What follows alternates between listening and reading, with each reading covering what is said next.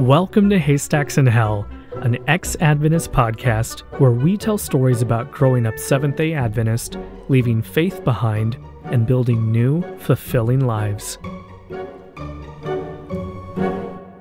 Do animals go to heaven according to your upbringing? I was raised on the cinematic masterpiece All Dogs Go to Heaven, so I believed that, yes, in fact, animals do go to heaven. Okay, dogs specifically. Follow-up question. Do wild animals go to heaven? I mean, heaven would be really crowded. How big is this place? I was not taught that animals go to heaven. No, we were taught that animals didn't have souls, so they just died and were done. I definitively recall being told that yes, that beloved pets will be there with you. No, animals don't go to heaven. My cat got hit by a car, and I was like, well, will I see my cat in heaven? And my parents were like, nope.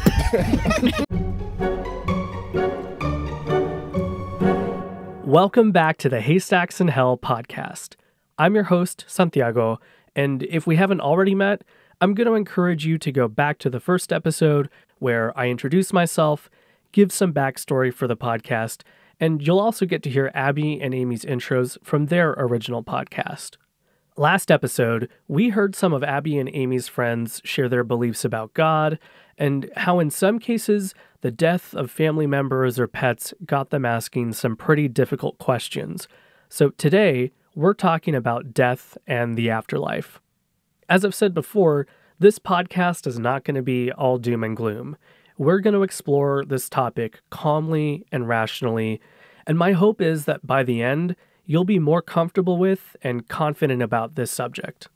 And if you've got some deep fear or anxiety around this topic, I'm going to encourage you to take some time to mentally prepare yourself before we continue. To start, we're going to take a look at the Adventist teachings on the afterlife, compare that with some other beliefs, and then I'll share my own experiences dealing with these ideas and some of the resources that I've found helpful. So, Adventists believe in heaven and hell like most Christians, but there are some important differences.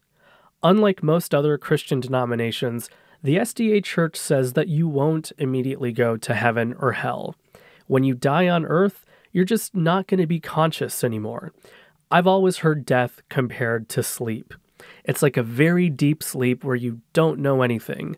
And besides going to church on Saturday, this was one of the beliefs that I always noticed made me different from other Christians.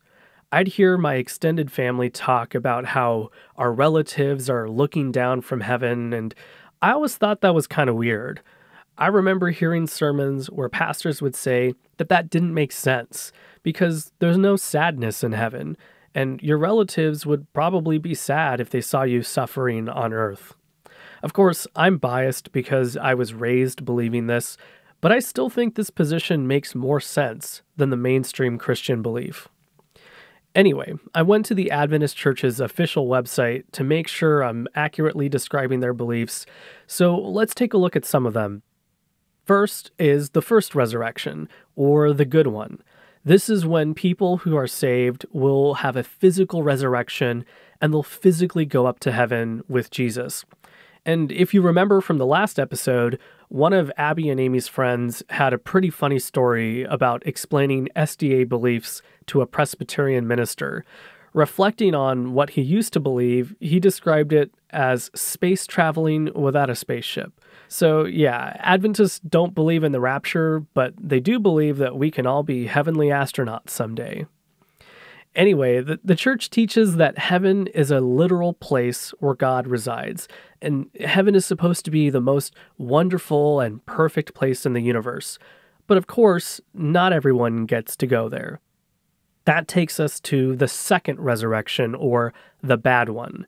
This is supposed to happen 1,000 years after the first resurrection, and this is where all the people who didn't choose to follow Jesus are going to be lost.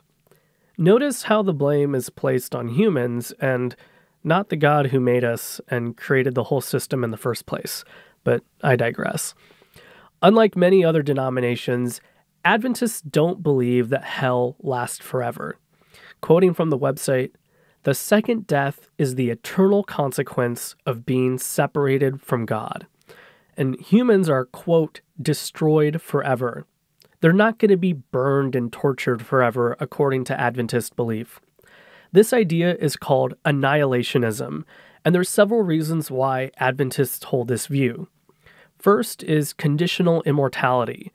People who believe in conditional immortality believe that humans do have souls, but that the human soul is naturally mortal. In other words, eternal life is something that is only given by God to those who are saved. It's not inherent and automatic in humans.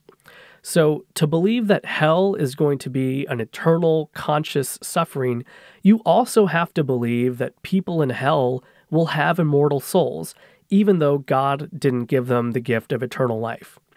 Another reason Adventists believe in annihilationism has to do with Greek translation. Some people argue that the Greek words used to translate some of the Bible passages on hell had associations with Greek myths about the underworld, and over time, the mainstream Christian concept of hell got tangled up with beliefs from Greek mythology. You may be familiar with some of these stories, like Prometheus, who was chained to a rock and then his liver gets eaten by an eagle, but then the liver regrows overnight, and the next day the eagle comes back and eats it all over again. It's just this brutal, never-ending cycle of torture. And you may also be familiar with the story of Sisyphus. It's this king who gets sent to the underworld after cheating death multiple times, and as his punishment, he's forced to roll a huge boulder up a hill, and every time he gets near the top, it rolls down again, and it just repeats endlessly. And this is his eternal punishment for going against the gods. There's a link in the show notes to a great animated version of this, which I definitely recommend watching. Last but definitely not least, Adventists also point to the Bible to support annihilationism. Romans 6:23 says, "The wages of sin is death." It's not described as eternal torture. And if you look at 2 Timothy 1:10, it says that Jesus, quote, "brought life and immortality to light through the gospel." So immortality is not something that is automatically given to all humans. Now, if you ask me, the whole idea of hell is a scare tactic. And there's actually some fascinating research around something called the big gods hypothesis that I would argue supports this idea. Throughout history, smaller scale societies have tended to have smaller, less powerful gods that are often more region specific and mostly focused on nature. A great example of this is the Egyptian god Sobek, who is associated with the Nile crocodile. Over time, as Egypt grew, so did Sobek's perceived power and position among Egyptian deities.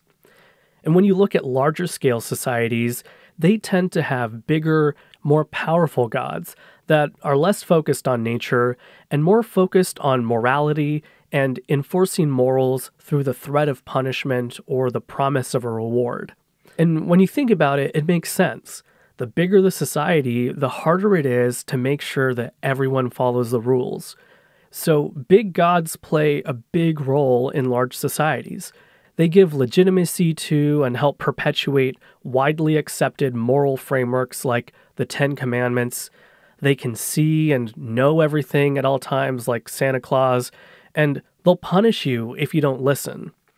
Research shows that historically, societies that grew bigger than around 1 million people transitioned from believing in small gods to big gods within about 100 years.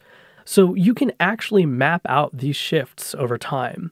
And when you look at gods through this lens, you can understand how big gods and their punishments have evolved over time to try and enforce social order as our societies get bigger, more complex, and less personal. So the next time you hear someone say that morality or government authority can only come from God, they're just following this historical pattern. To read more about this, see the links in the show notes. I have to say, though, I appreciate the fact that Adventists don't believe in an eternal hell. I've heard plenty of sermons and evangelistic series where they would say, how could a loving God allow eternal torture? And I think that's a valid question to ask. But this is a minority view among Christians. Many, if not most Christians, believe that suffering in hell is forever. So let's compare the Adventist teaching to another denomination. The Southern Baptist Convention website says, quote, "The unrighteous will be consigned to hell, the place of everlasting punishment." And in 2011, they reaffirmed this belief by calling hell, quote, "eternal conscious punishment." For context, the SBC is the world's largest Baptist denomination. It peaked in 2006 at 16 million members, and it's the second largest Christian denomination in the U.S. And as a side note, it's called the Southern Baptist Convention because it was founded in the southern U.S. by white supremacist Baptists in 1845 who fought to keep enslaving black people. But don't worry, I'm not just pointing fingers at other denominations. In future episodes, we will take a hard look at the SDA Church's history with anti-black racism, segregation, and more. So, to recap the Adventist belief, heaven and hell are real, and hell isn't an eternal punishment. I think that people who preach about eternal hell, either consciously or subconsciously, recognize that the idea of hell being forever is a lot scarier and maybe more compelling than a temporary hell. And they're probably right. Being taught that hell is temporary made my deconstruction and deconversion easier. When I told my parents that I left faith and religion behind, I tried to soften the blow for them by reminding them that even if hell is real, it's not forever according to the Adventist Church. And I also quoted Revelation 21 verse 4 to them, which says that God's going to wipe their tears away and there's not going to be any more sadness or crying, so they wouldn't have to grieve for me forever. So we looked at Adventist and Southern Baptist beliefs, but there are so many other beliefs within Christianity and outside of Christianity. And whether you're a person of faith or left faith behind like I did, I hope that taking a look at other perspectives will help further inform your view of death and the afterlife. And if you're afraid of it, I hope this helps you become a little bit less afraid. Christian Universalism says that all humans will ultimately be saved and restored to a right relationship with God. And in all honesty, it might have been easier for me to still believe that a loving God exists if I'd been taught this.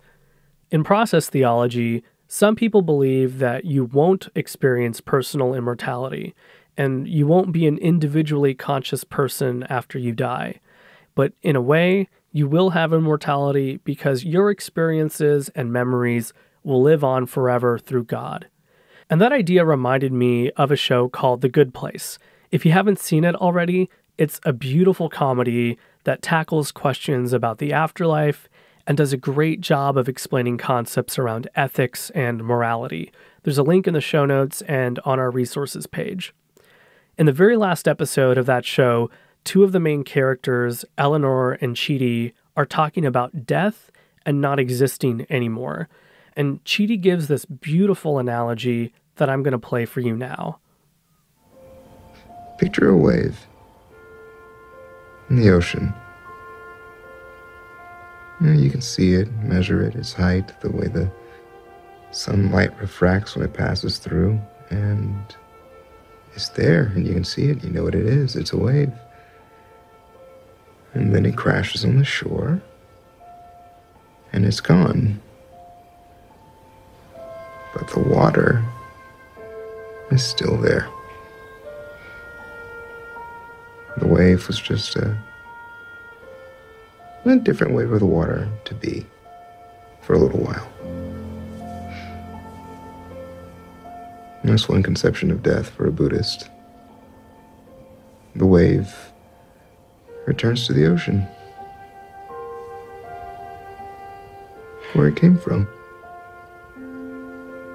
and where it's supposed to be. Not bad, Buddhists. Not bad. None of this is bad. None of this is bad.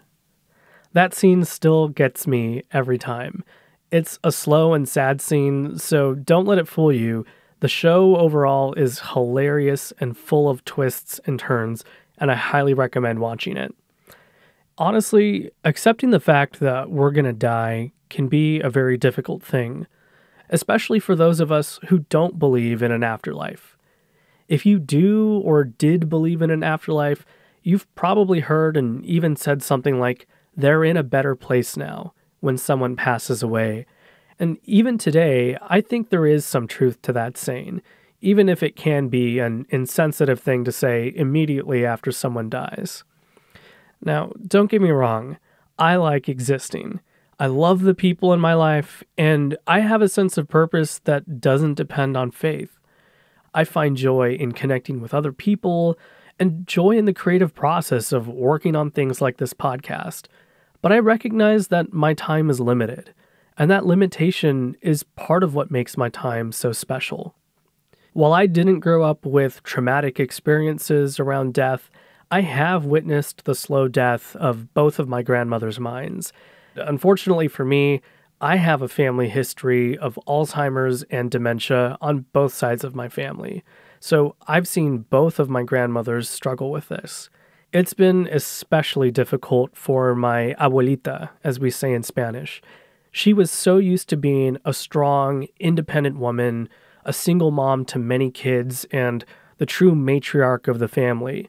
But a number of years ago, we noticed that she was starting to forget things, and she eventually got to the point where she could not live by herself anymore.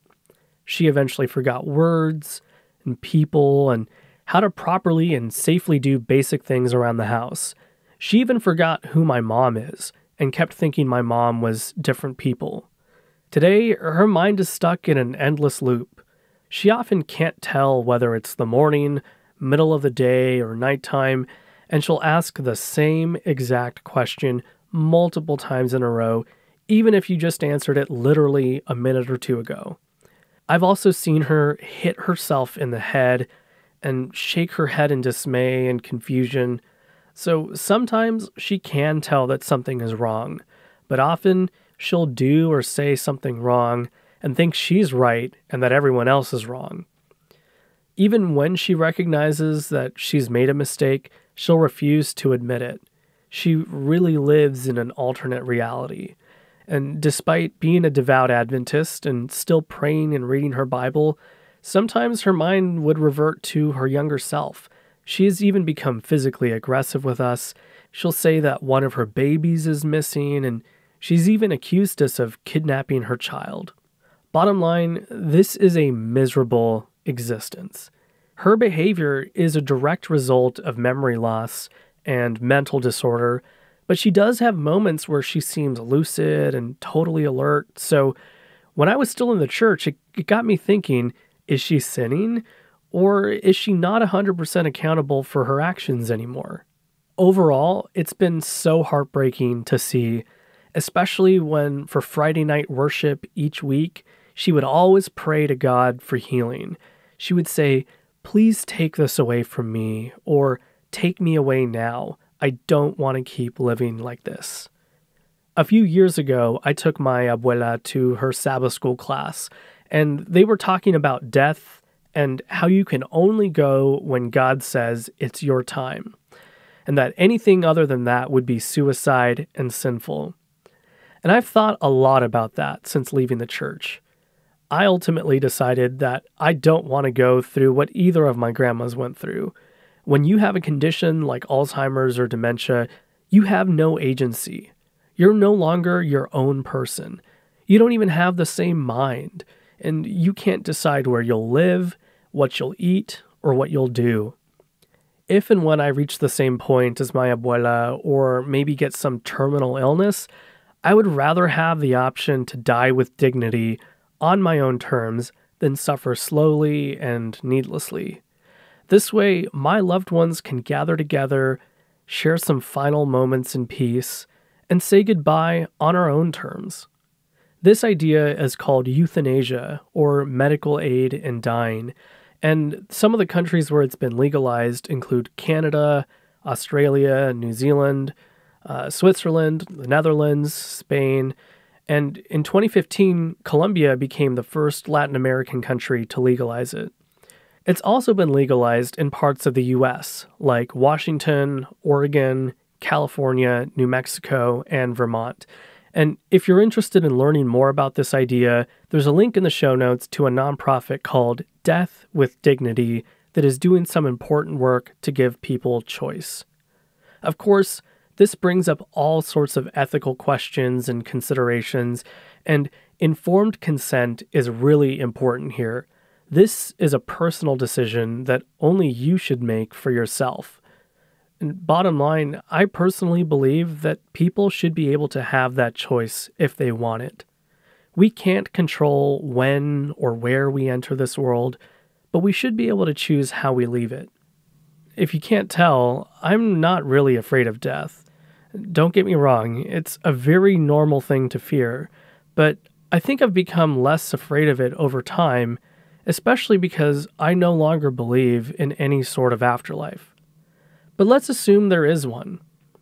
If a loving and accepting higher power or system happens to exist, maybe I'll end up in a good afterlife. I treat others as I want to be treated, not because I believe there's a reward or punishment waiting, but because I have empathy for the people and the other living things around me. And as a side note, there is scientific research that explains the evolutionary origins of empathy and cooperation. You don't have to believe in a higher power to explain empathy. Now, let's assume there's a cruel or exclusive higher power or system that requires strict adherence. I probably wouldn't end up in a good afterlife under that system. I'd probably end up in a bad afterlife, assuming there is one.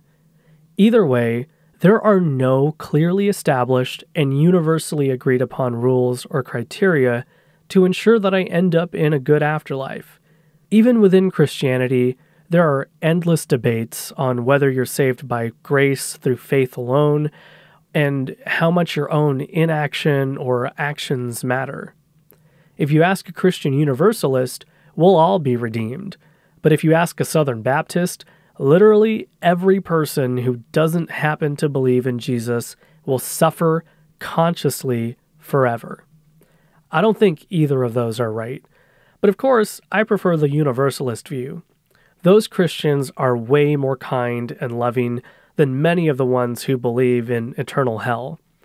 I was told the other day on Twitter that I deserve to burn by a self-described confessional Lutheran and Christian nationalist. And I'm actually kind of glad he told me that, because I see it as a rite of passage now that I've left Christianity. Anyway, coming up, Abby and Amy are going to talk about a really important idea. This idea where some Adventists and Christians will put things off or accept things the way they are because they think a better life is coming. And I would argue that that's a really dangerous idea. In 2020, I was chatting with an Adventist friend, and I expressed sadness and anger at police brutality, anti-Black racism, and racism in general, and how we should be doing more about it. And she told me something along the lines of, this is all because of sin, and there's not much we can do, and the world's not going to be renewed until Jesus comes back. This whole attitude is basically, what's the point? Why bother? Not all Adventists or Christians think this way, of course, but enough of them do, and they're totally willing to accept the status quo on issues they don't really care about or aren't affected by, because they think a better future is coming. And unfortunately for the rest of us, they take the same approach with climate change. They either believe it's fake news or that it's not their responsibility. Look, I recognize that we're all going to die someday, and this planet is not going to last forever. But we should work to make it as livable and as pleasant as possible for our fellow human beings, for the generations that follow us, and for the animal life that didn't ask for any of this. So, on that note, we'll go ahead and play Abby and Amy's episode on the afterlife, and I hope you'll listen all the way through, because at the end, they ask their friends what they were taught about animals going to heaven. I don't know about you, but I was definitely not taught that pets or any kind of animal would go to heaven. If you've got a story you want to share around this, or any story at all, you can find instructions on our website and in the show notes.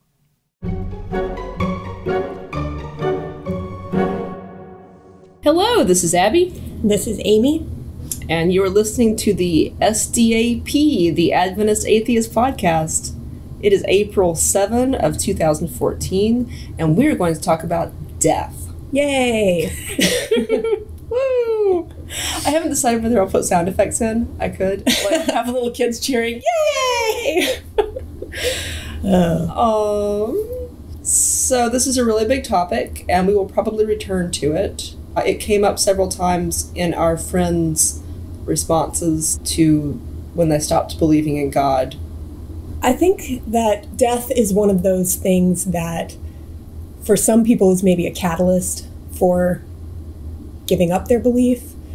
I think that for other people it's a reason why they cling to their belief, because the idea, if you've been taught all of your life that there is an afterlife and that when you lose a loved one, or when you even think about your own death, that there's some continuation after that there's some hope of being reunited, is a great comfort to a lot of people. And of course it is. I certainly don't mean to diminish that at all. Amy had death and human death as part of her very early life. I don't know if you want to, you dealt with death in a way that I never had to as a young. Yeah, well, I loved my pets. I love animals, and I certainly dealt with death in that sense, but I did not have to. Well, you and I both look death in the grew face. up with animals as a part of our life. Mm-hmm. In a really real and immediate way, not just you have a pet dog or cat or something, but, you raised rabbits or rats and stuff. Death in that sense is very much part of it. I grew up on a farm, so the fact of animal death was something that I don't even remember the first time that an animal died when I was a kid. So that was something that was just very matter of fact. And it was sad, but it was also just, circle of life and all that. I was telling Amy earlier, I hadn't thought about it a lot, but I had an atheist model for death quite early. We were going to ask some interview questions about this. I don't know about you guys, but I was taught that animals probably don't go to heaven. My parents were very unwilling to come down 100% on that. But I definitely got the idea that maybe, okay, this is kind of weird. This is kind of an idea out of C.S. Lewis that I think was this is not an Adventist specifically idea, that your pets somehow, that if you loved them enough, they somehow attained souls. Like the Velveteen Rabbit. Exactly like the Velveteen Rabbit. I never got the idea that wild animals went to heaven. Like, heaven wasn't full of all the animals that ever died. Maybe your pets would be there because you were special to God and they were special to you or something, which is really kind of unfair if you think about it. It's a little messed up. But really, that's kind of the idea that I was given as well. I mean, you didn't get the idea that, a squirrel that died on the road, was going to be... And yet I empathized. It didn't take much for me as a kid to empathize with an animal, a wild animal, any animal. I did have a model in my mind early on, although I didn't think about that, of sympathetic creatures that didn't deserve to suffer, who nevertheless suffered and died and didn't go to any kind of reward, or whatever they got in this life was all they got. I read fiction about animals that also included no idea of an afterlife, and I wrote fiction when I was young about animals that included no concept of an afterlife. So I actually did have a kind of little atheist model of death really early on that I didn't really think about that way, but I did. My younger sister died when I was about 10 years old, and I can remember one of my aunt's husbands, who had become an Adventist as an adult, and he had been a Catholic when he was younger. I remember him saying, I really wish that I still believed that you died and you immediately went to heaven, because it would be so much more comforting to me to think that she was in heaven now with all of our past loved ones. And I thought that was insane. To me, the concept of her existing somewhere else apart from us was not comforting at all. It was appalling. And now, as an atheist, I hear a lot of people who believe in some form of afterlife, and they can't imagine what it must be like not to, and that, it must be very tragic not to believe in an afterlife. And I'm not going to pretend that it doesn't sting sometimes, but I don't know, I guess I feel the same way now that I did about your previous belief. About my previous belief, that I see why it was comforting at the time, but I don't long for it now. So I had that early on, and the explanation, of course, if you're an Adventist, you do not immediately go to heaven or purgatory or hell or any afterlife after you die. When you are dead, it is as though you were asleep. And that's how it was always described to me. Then eventually when, Jesus returns in the second coming and all of that, the righteous dead will be raised and, they'll all go to heaven together. Everyone who is still alive, as well as everyone who had died. And everyone who had died, it will be like they just closed their eyes. Like there will be no sense of time passing. It'll just be like they were dead, and then the next thing they know, Jesus is coming. I had this very beautiful mental image of God sort of tucking you in, that you were, tucked into sleep, and then he was going to come and wake you up someday. And that to me is a very comforting image, and it's a very beautiful metaphor, I guess. But like my other sister, she was terrified to fall asleep because, she was younger when our sister died, and in her mind it was like, no, it's like she's sleeping. And so she was like, oh God, I'm going to fall asleep and I'm going to be dead. That sleep equals death. And she became really kind of terrified of this idea of, I don't know. We all had sleep issues as children after our sister died, and I wonder how much of it was because of that metaphor. She's also freaked out by that song, Angels Are Watching Over You. All night, all day. Yeah, the song that my mom used to sing to us a lot was "Angels by Your Bed Tonight, Shine Where No One Sees." And it's like a bedtime song. I think it was like a 70s sort of popular Christian This was song. Appropriated. This was not an Adventist-specific song. No, I don't think so anyway. It's just one that my mom sang to us. I never heard anyone else sing it, but your sister found it incredibly creepy. She was terrified, and she always imagined these angels looming over her, watching her sleep, which kind of creeped her out, as it might. At some point, we should talk about angels, but that's probably not. We should definitely talk about angels sometime. Gosh, I could probably still walk through the biblical proof for why you don't go to heaven when you die, but I never had strong feelings about what was more comforting one way or the other. I love the idea of heaven. I've always loved the idea of heaven. I still love the idea of heaven. I put it in my fiction, just like I love the idea of talking animals and being able to fly and having a tail, but I don't think it's real, and it makes me sad that it's not real, but I do think I'm better off believing a true thing rather than a fake thing. I'm not ashamed to say I think the idea of heaven is delightful. I realized when I left the church, I felt ashamed to say that the thing I missed most was not Jesus, who, try as I might, I never managed to have a personal relationship with this silent, invisible person. But the thing that I missed was simply the idea of heaven. That was the thing that I really didn't want to let go of. I can remember having conversations with friends where we would try to imagine heaven and try to imagine, it's not sitting on clouds playing harps all day. It's C.S. Lewis that made my idea of heaven. It was not Ellen White. It was C.S. Lewis that painted my picture of heaven. Well, and we would try to imagine it, and it was always this like trying to almost outdo each other with the wonder of our imagination of heaven. And we were all a bunch of nerds who grew up to be writers. So no wonder we loved this idea of creating this imaginary world. And I got to make a world. I was going to live there. One of our friends, in answering the question that we asked everyone about when did you know that God wasn't real, one of the things that she said was that even though she doesn't believe in God, she still loves this idea of heaven. And she says she loves the idea of being somewhere with all of these amazing people who have lived before you and getting to speak to them and ask them questions about their lives. Yeah. And if you know our friend, of course that's what heaven would be to her. Heaven would be, talking to all of these interesting people and finding out what they know, because that's what she loves to do in real life on Earth. She's someone who is infinitely curious and always wants to ask people questions, always wants to find out what they know about and what they're interested in. Yeah. And so, of course, that's her idea of heaven. My idea of heaven is the Library of Congress.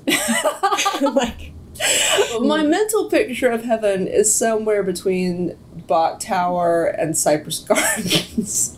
Yeah, and inside the tower is the Library of Congress. Yes, yes, exactly, exactly. Open fields full of tame squirrels, and it's all the squirrels that were hit by cars and stuff become like the great cosmic squirrel that exists. The idea of a squirrel that exists in heaven. The Platonic squirrel. Exactly. And like mazes of beautiful shrubbery and like people, all the interesting people you've ever heard of wandering around in this beautiful, idyllic place. And I relate a lot of this to when I stopped, because I stopped believing in religion when I was 30, and it was very traumatic, and it was not a gradual thing. It just broke one day. I mean, it was gradual, but what didn't break gradually, it broke like falling off a branch. One of the things that I mourned was this idea that I would know the end of the story, because I'm a writer and I make stories out of everything. I can't help it. It's the way human minds work, but it's particularly the way my mind works. And so Adventism has this story for history, like this great controversy story arc for human history. And I believed that, no matter when I died, I would... in heaven, I would get to possibly read all the books that were ever written, unless they were super evil. I would have access to all the human art and literature and history that was ever created, and that I would know the scope, like I would get to find out what happened to various wars, and like the idea that I would be reading a book when I died and wouldn't get to read the ending has always plagued me. I've always wondered, like, what am I going to be reading when I, like, what book am I not going to have? Quick, finish it. Quick, finish it. I know. You die before you... I thought I was going to see the end of the story, and having your life, believing that your knowledge of the story of history was going to include the whole scope of history, and then realizing that it's only going to include the scope of your life, that is a very limiting, that's depressing. It's a specific sort of intellectual depression, though, I think, I found it crushing for at least a brief period of time. Like, it was so depressing.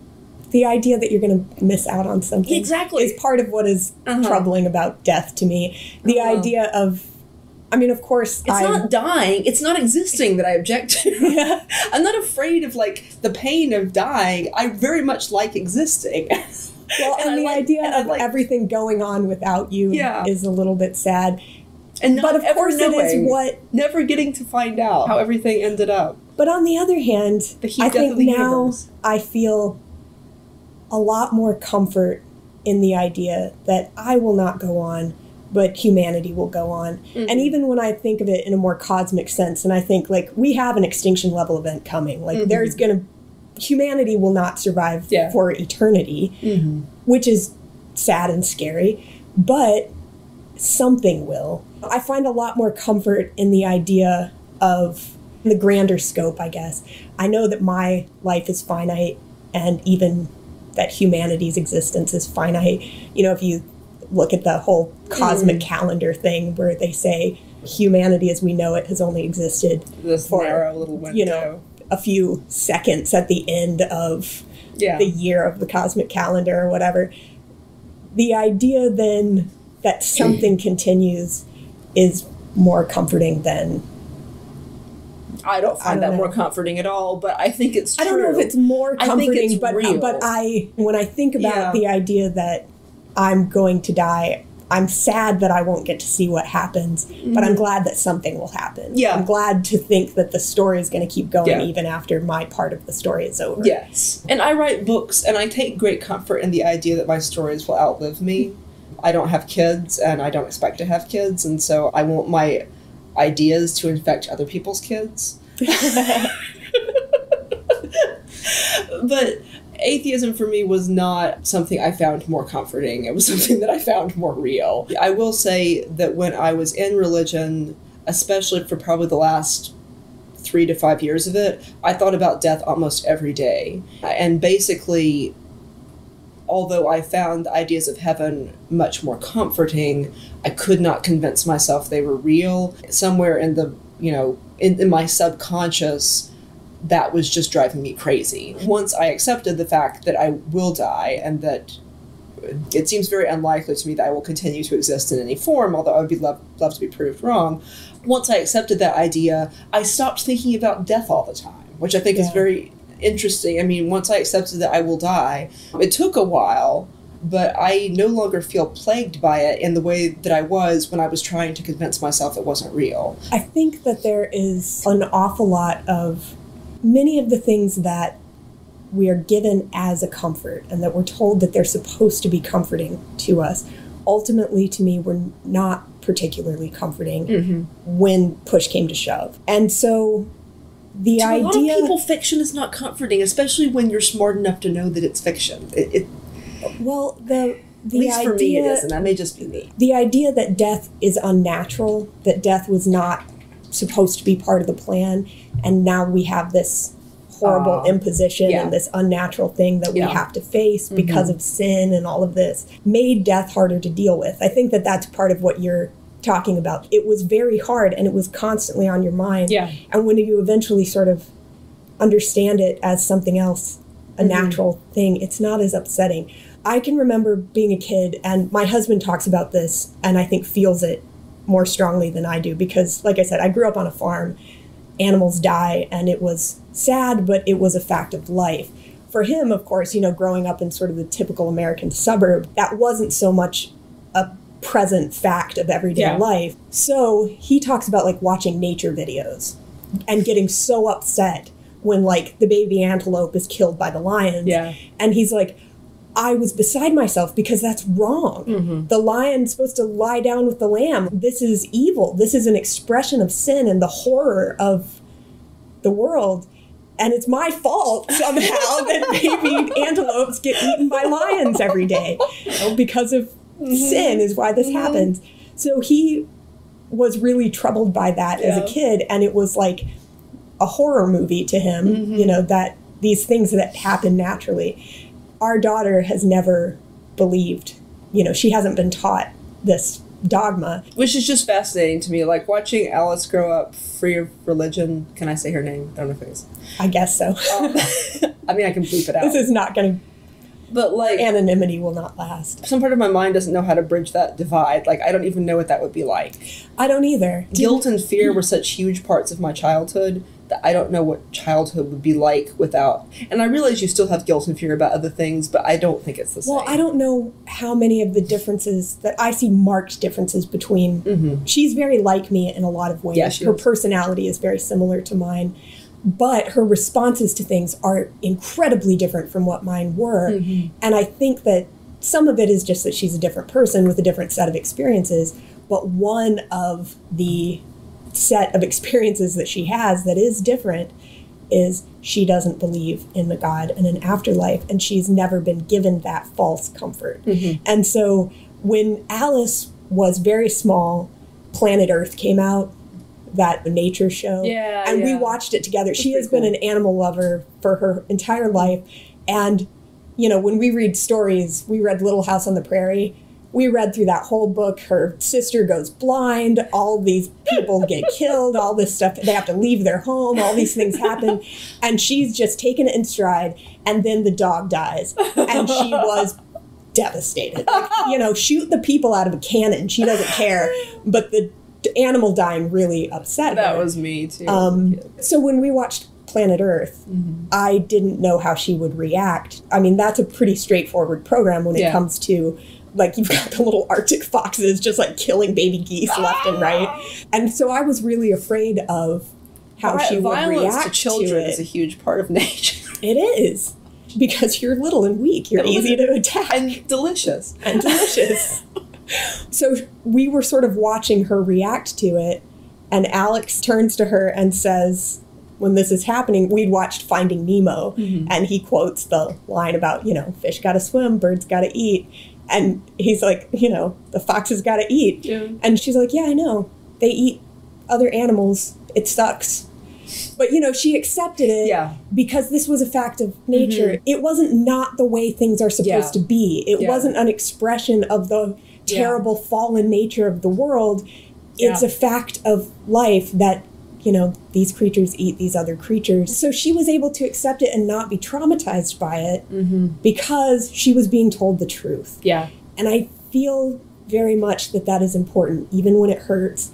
I think it's ultimately, to me, the truth is more comforting than a lie. I never found it comforting to think that God had a plan.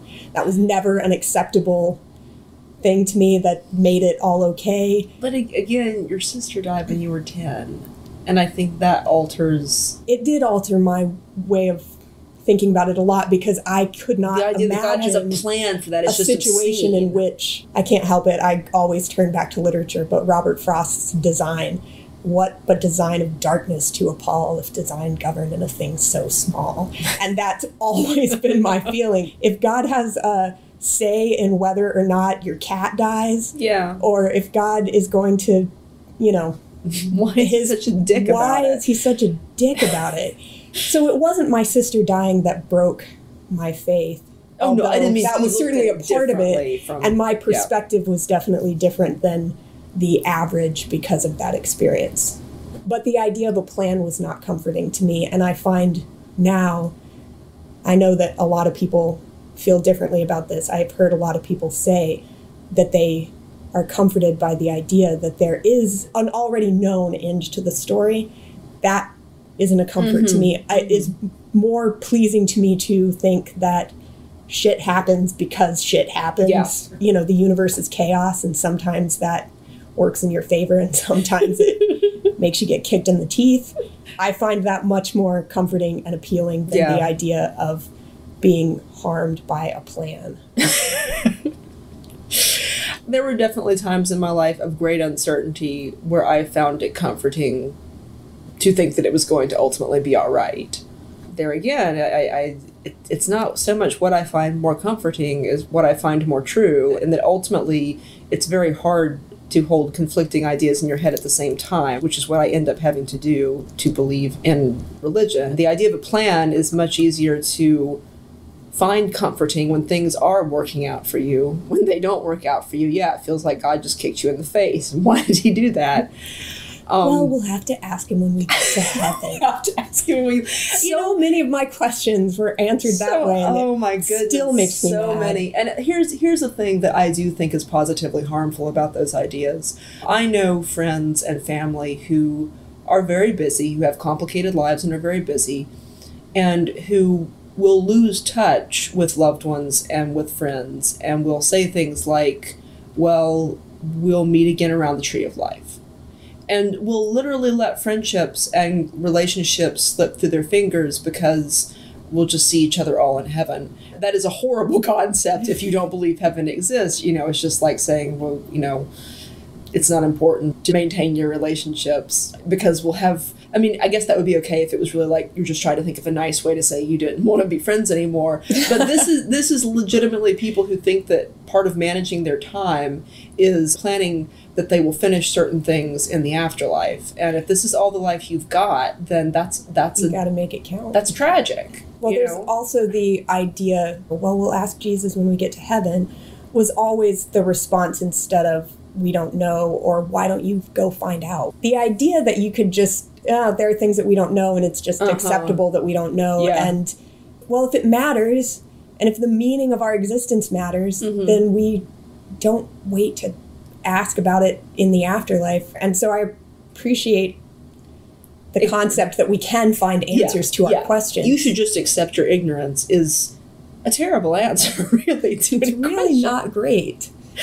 I did want to touch on the fact that the Adventist view of death in some ways I think makes it particularly difficult to come to terms with atheism. If you didn't grow up an Adventist, this might be a hard concept for you, but like most religions believe that hell is eternally burning torture. And Adventism is in some ways gentler because it doesn't teach that. Yeah. We teach that hell is oblivion. However, this means that what I was taught was the worst thing that could happen to you, which is the second death, which is not existing anymore. Oblivion, hell, what will be done to the worst people. That's what's going to happen to everyone. And that was really, really horrifying to me when I first left religion. Like, not existing permanently was hell. That was the ultimate punishment. Permanent non-existence was what God was going to do with all the people that were just irredeemable. And my conclusion was that we were all going to hell. Like, that, the worst thing that could happen to you, that was what was going to happen to everyone. That was really, really hard. That was one of those ideas that I struggled with during that first year after I left, that I was so upset about that I couldn't talk to anyone. If you were raised with the idea of hellfire, you probably find that really silly, because your idea of damnation was particularly awful, but I never believed in that. I never believed in an eternally burning hell. But that was never sold to me. I never thought it held water biblically. That was never on the table. But not existing, that was hell. It's also a really hard thing intellectually, because you can imagine being tortured, which is awful, of course. The idea of being tortured forever is terrible. But you can't imagine not existing. It's not sleep. That's the closest we can come. I get why that would have been it was just really hard for me. And part of it was, this Adventist teaching that the second death is, that's the worst thing that can happen to you. And I was really hoping to avoid that. As it turns out, we all go to hell. That's what we all have in store for us. You started to talk about Alice. I know you told me one time that she didn't sleep for like a week because she had just figured out that she was going to die. I think children, I feel like it is normal when someone is between, 5 and 8. Like, most children come to terms with their own death at that point. And I'm sure that it's really, as a parent, that's got to be really hard to watch your child struggling with that. That's the right age to get chicken pox. That's the right age to realize you're going to die. I didn't realize I was going to die until I was 30. And that's like getting chicken pox when you're 30. I think it's much worse. I think it's much harder. I think it's better to have that tooth out when you're little. But it's also fascinating to me to see kids, because when I was that age, I was dealing with fear of being damned, not fear of death. I was not afraid of death. I've seen two completely different children go through this. One is my daughter and the other my niece. My niece is a very practical person, and from day one she is. She's extremely funny. She's 4 years younger than my daughter, and when she discovered at about, maybe age 4 or so, this concept of death, she wanted the facts about it. The thing that ultimately was comforting to her was looking at anatomy books. At like 4 years old, she wanted to see the organs of the body. She wanted to understand these things. What keeps you living? Like I said, she is an extremely practical person. She wants the facts. And so when she found out about death, we went out to dinner, and she goes, "Did you know that everything that's alive now will eventually be dead?" And I said, "Yes, I've heard that. I know that." And she goes, "So you're going to die, and my mom's going to die, and I'm going to die, and that guy over there is going to die?" And she just starts like pointing around the restaurant going, "And you're dead, and you're dead." But it was knowing the facts about it. In the same way that at an earlier age, she's like, "Did you know everything poops?" Yeah. I mean, he poops and you poop. Yeah, everything was, but it was learning the facts of the universe that are going to affect her. And she had a lot of incredibly practical questions about, like, well, what happens to your body when you die? Well, if you're buried, it decomposes in the ground. Or some people, their body is burnt up, and they, so she had these very practical concerns and questions like, who's going to cook us dinner if Dad dies? Because he's the one who does the cooking in their household. So she was really, her approach was like, she's the scientist. She has the practical questions. My daughter, on the other hand, if my niece is the scientist, Alice is the poet. Because it was like an existential dilemma to her where it was just really upsetting. She had this, like, the boogeyman to her was the specter of her own death, and so she would ask us, she says, "I'm afraid of dying," which she started to call the feeling, which was the feeling of being afraid of that she would die. I remember that feeling. So she would come out and she would say, "I can't fall asleep." And I would say, "What's wrong?" And she would say, "I have the feeling." And it was thinking about death and being afraid of it. Yeah. Which she went through this for, maybe 6 months or something where this was on her mind and she thought about it a lot. And it was her own death. It wasn't this idea that everything dies. It was her dying. And it was very personal and this fear of non-existence. And I couldn't really, it was hard that I didn't know what to tell her. I didn't have a comforting story to tell her except to say, we all have this feeling. We all are afraid of that sometimes. Yeah. We read The Golden Compass, and in the end, when they finally release all the dead from the afterlife, all their atoms disperse throughout the universe and they become part of everything. That was probably the most comforting concept to both of us, was the idea, like I said before, the idea of life going on, not my life, but the life of the universe. Anyway, she will say now, she will sort of make reference to that and the idea of, your atoms becoming part of everything else. One of the things that is difficult, and a lot of people who have sort of casually just stopped going to church because they can't obey the rules anymore or it doesn't interest them, go back when they have kids. And I had the exact opposite experience. I broke with religion completely after my daughter was born, and she was definitely the breaking point for me. I couldn't tell her a lie. I couldn't be a hypocrite to her. But I understand why people have that experience, because having a child is this huge responsibility and this huge thing that you don't really know how to handle it. And if your only experience is the way you were raised, then I can see why you fall back on the things that you were told and the way your parents taught you these lessons. So we kind of had to make our own way. And part of it was that, what do we tell you about death? I didn't have something comforting to tell her when a pet died. Not that you necessarily do anyway if you don't go to heaven. Instead, it was that, well, we will remember them, we love them, and, here are all the good times with here them. are the good times, and that's what we will do with each other as well. I have said before that I think, and I know not everybody agrees with this, but I really do think that the fear of death is a big reason why religion exists. I think it's a big reason why religion continues. I can't imagine religion, no matter how damaging it is, completely disappearing from the human psyche until science can offer us the possibility of immortality. And I don't know if that will ever happen. I don't think it will happen in our lifetimes. I know sci-fi geeks, I work in medicine. It's not that advanced. It's not even advanced as you think it is on the news. Like, your best bet is to stay healthy. So stay healthy. Things like joint replacements have definitely come a long way. Like, that definitely improves your quality of life in old age. But we're not going to live forever. Neither will our children or our children's children. I don't think it's impossible that science could eventually offer some people the possibility of immortality. I don't think that science has to offer the certainty of immortality. Religion doesn't offer the certainty of immortality either. In fact, it often says, only these elect few. But just the possibility, I think, that would break people permanently from religion. Nothing in science can cure what for some people is an overwhelming fear of death.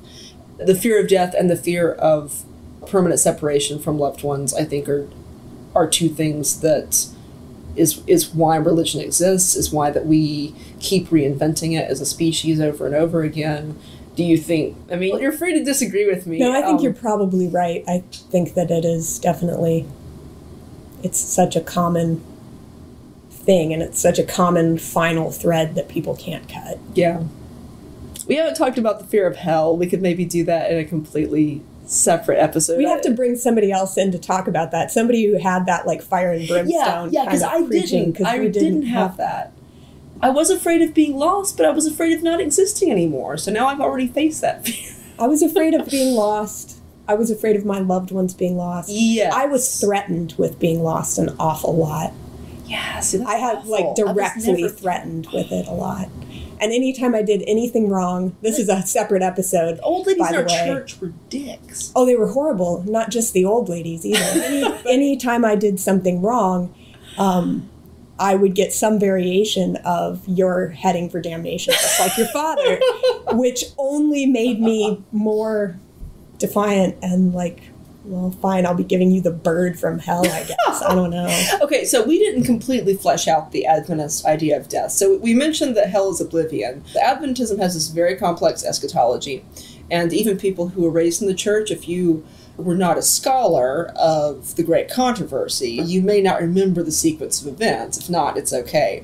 This is supposed to happen. Guys, it's going to get weird. Yeah, it's going to get weird. All the good people are resurrected when Jesus comes again, and they're taken up alive in the clouds with a few people that still remain on earth that are righteous. And they all go to heaven for a millennium. Okay, lots of churches have this millennium thing. That's what happens. So they all go to heaven for a millennium, and the devil is roaming the earth, being miserable with nobody to tempt, and being bored and being punished by boredom. So we all go to heaven, and when we're in heaven for the millennium, we get to look at all the books of the people that were damned, and God convinces us that it was a good idea to damn them. That it was right, that they were lost. And the fact that you get to live for the rest of eternity without them is just and fair.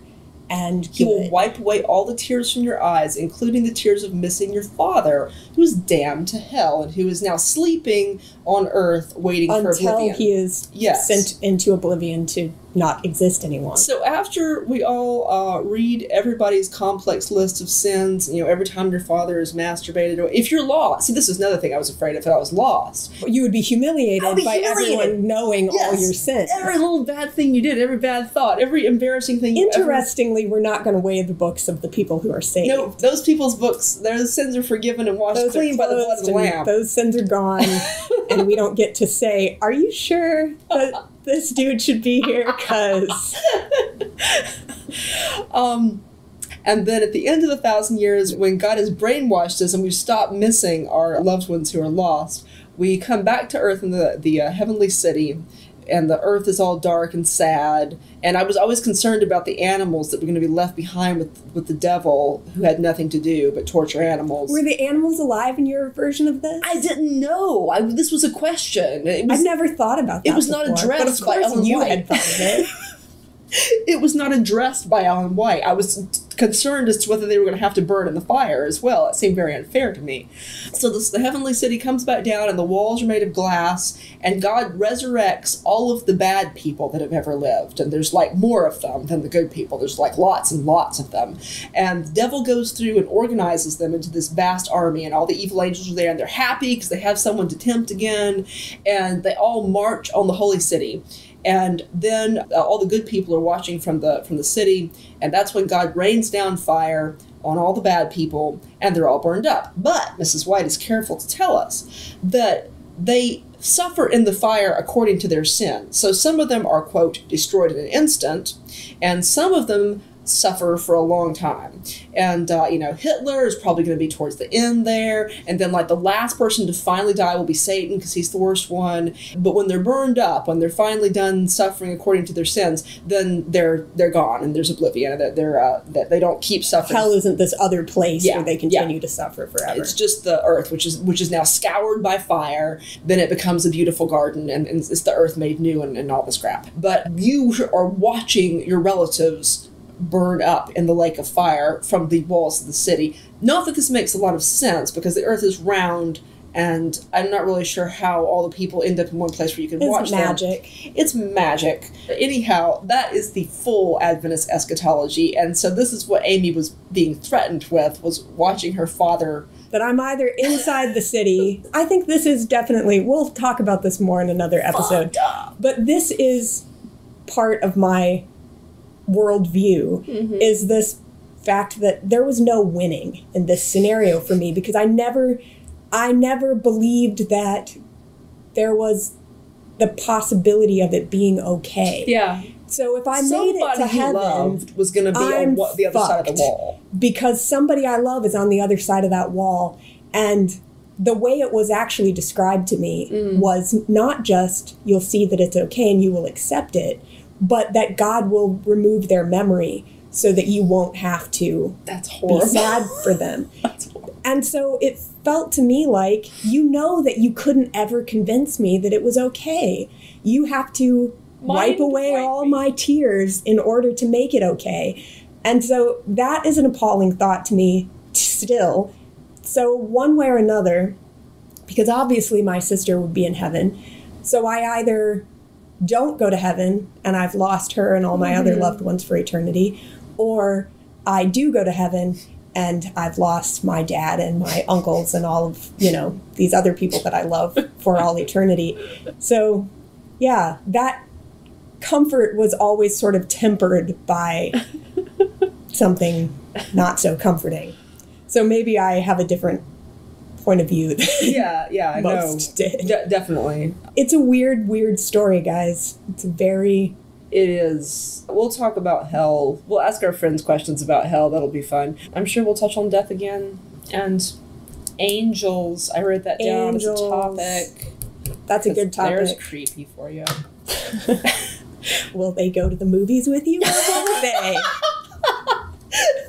The outside of the movie theater, thick with angels. All right, bye guys. We'll see you next week.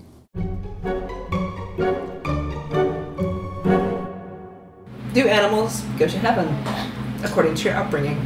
I was raised Catholic and in the Catholic Church. I may be incorrect, but I don't believe that Catholics believe animals go to heaven. However, my mom is really big into sort of picking and choosing within Catholicism what she wants to believe. So she always decided, like whenever we had an animal die, she would be like, they're with Granddaddy, her dad, who had passed away. And in fact, I just lost my dog, and when my dog died, she's like, it's okay, she's with Granddaddy now. And of course, I was raised on the cinematic masterpiece, All Dogs Go to Heaven. So I believed that, yes, in fact, animals do go to heaven. Okay, dogs specifically. Follow-up question. Do wild animals go to heaven? Do wild animals? Do all animals go to heaven, or just pet animals, or just specific pet animals? That was never addressed in my household growing up.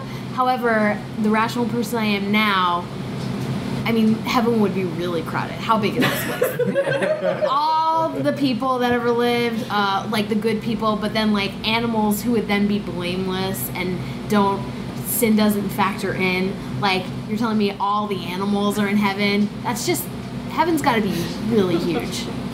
Abby and I think that there's a possibility of a concept of like a cosmic animal that represents all the souls of all the animals. A Platonic squirrel. Like in Adventure Time, there's the cosmic owl. Yes. I assume it's like that. Yes. Were you taught that animals go to heaven? Huh? Was I taught that? Do animals go to heaven? I was not taught that animals go to heaven. No, we were taught that animals didn't have souls, so they just died and were done. And did that bother you? When we were in the process of being taught that, it was the sort of thing that I was just like, no, it really didn't. It really didn't. At that time, I was just like, oh, no, that just makes perfect sense. Of course they don't. And they wouldn't. I wasn't taught that anyone goes to heaven, so didn't really come up. Did you receive the impression from the general Christian culture? It didn't seem likely to me. Fair enough. Damn. Well, I wasn't raised Christian or anything, but all my friends were, and they were told that animals have no souls and don't go to heaven. I went to a temple, but I drank a lot of grape juice. I don't really remember what happened in there. It was dark. If you've ever been in a temple, it's really dark in there. Thought it was grape juice. And I don't remember anything I learned. I was probably sleeping. And whatever I learned was from All Dogs Go to Heaven, which surprisingly is not about religion, because they don't, I guess, but I don't know. Strangely. Alex? No, animals don't go to heaven. It was a definitively no. told. Like my cat got hit by a car, and I was like, well, will I see my cat in heaven? And my parents were like, nope. Okay, so I'm going to ask a follow-up question of all the no people. Did that give you an early model for atheism, because you have this creature that you loved and you believed was basically a good creature, but did not have a soul and would not be in an afterlife? I don't think I personally ever internalized it as a model for atheism, but I guess it was. I just remember being upset. I definitively recall being told that yes, that beloved pets will be there with you. So pets only, or That's all animals? Obviously, based on the fact that I believe the superstitious nonsense, and we didn't think all those little details through. But at the time, I remember that beloved pets will be there. Probably once you start questioning those kind of things is when you start down that slippery slope to atheism. To right here drinking beer. To here we are. That's what happened. They were right. Were you taught that animals go to heaven? Absolutely not. All right. I was not taught that. Were you taught anything, or just like was it ambiguous, or was it a definitive? No, definitely. I was not. taught a lot of things, but not that animals go to heaven. I don't think so. I think that question was kind of just avoided because we had pets, and when they died, they kind of died in horrible ways. Like one was hit by a car. One of them had thyroid problems and climbed up into our family van, and when my dad turned on the engine, it kind of